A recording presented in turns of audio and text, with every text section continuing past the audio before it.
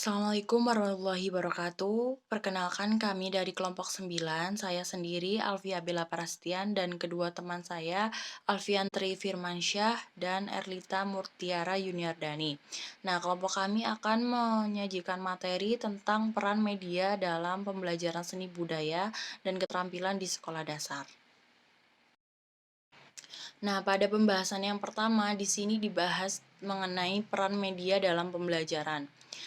Dalam menyampaikan sebuah pesan atau informasi, khususnya dalam proses kegiatan mengajar, diperlukan adanya media dan alat bantu pembelajaran yang akan dapat membantu tercapainya tujuan pembelajaran yang diharapkan.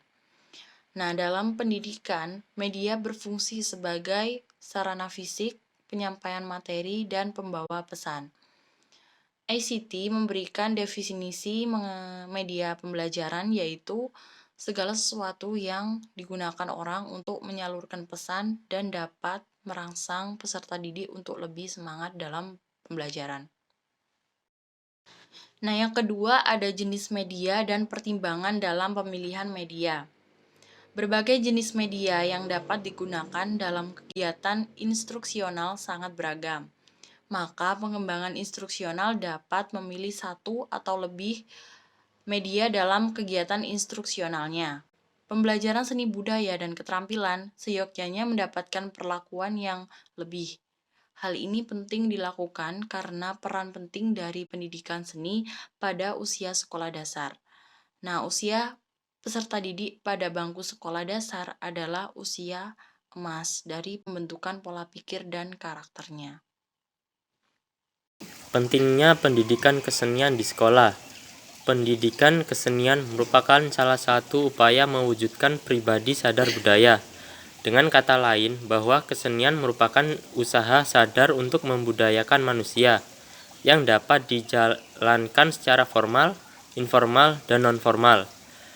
Beberapa ahli menyatakan bahwa kesenian merupakan salah satu konsumsi yang merangsang pertumbuhan belahan otak kanan manusia, yang memungkinkan untuk mengembangkan kemampuan berpikir divergen. Sekolah sebagai pengembang kesenian.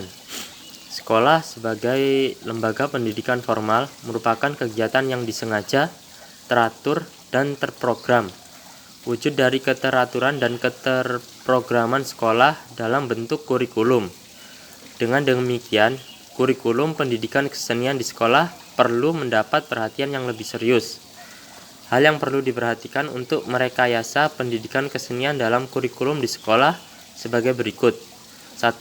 Tujuan yang akan dicapai dalam pendidikan kesenian. 2.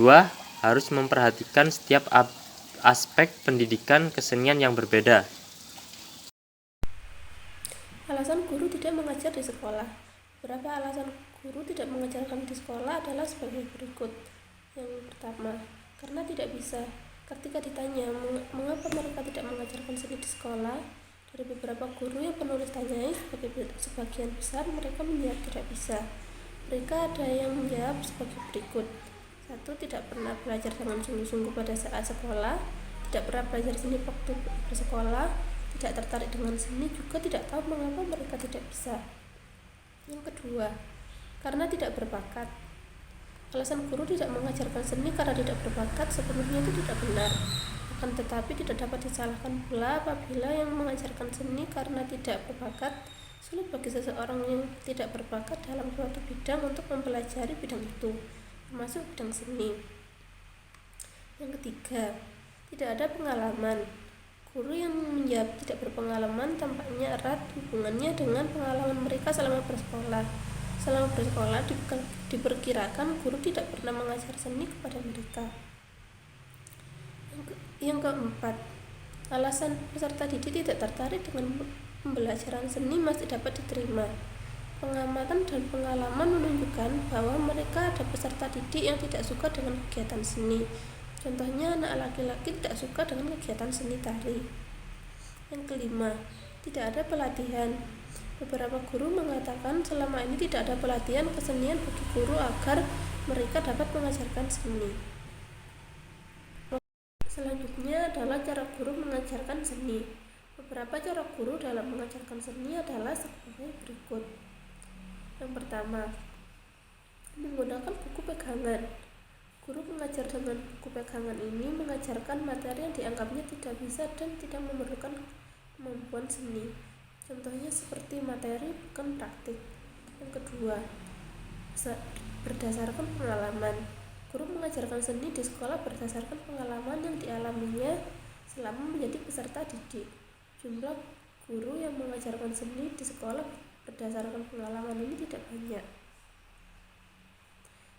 Yang ketiga, ada guru khusus. Di sekolah, guru-guru yang sempat penulis ajak berbincang-bincang mata pelajaran SBK ini diasuh oleh guru khusus.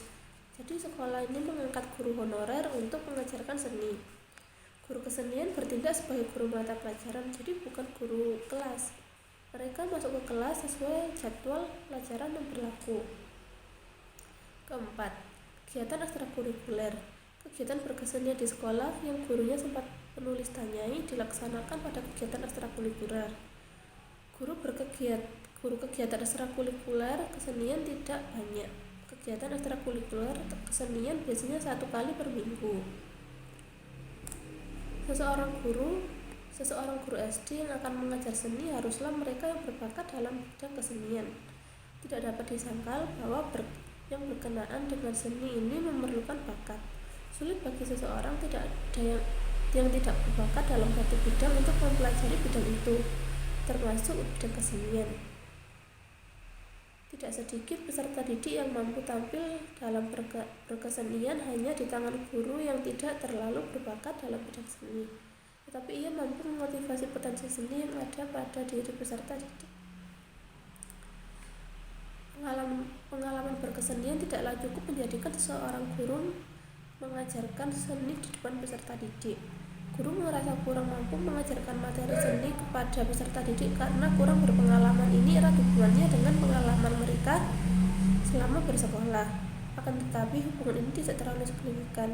Artinya meskipun guru kurang berpengalaman seni selama menjadi peserta didik, tetapi mau belajar dan mau mengembangkan kemampuan dan memiliki kompetensi mengembangkan kepribadiannya, yang ia akan menjadi guru yang sukses. Pengalaman berkesenian tidaklah cukup menjadikan seorang guru mampu mengajarkan seni di depan peserta didik. Meskipun guru kurang berpengalaman seni selama menjadi peserta didik, tetapi mau belajar dan mengembangkan kemampuannya dan memiliki kompetensi mengembangkan kepribadiannya, ia akan menjadi guru yang sukses. Terima kasih untuk presentasi pada pagi hari ini. Kurang lebihnya mohon maaf. Lanjut pada sesi pertanyaan. Wassalamualaikum warahmatullahi wabarakatuh.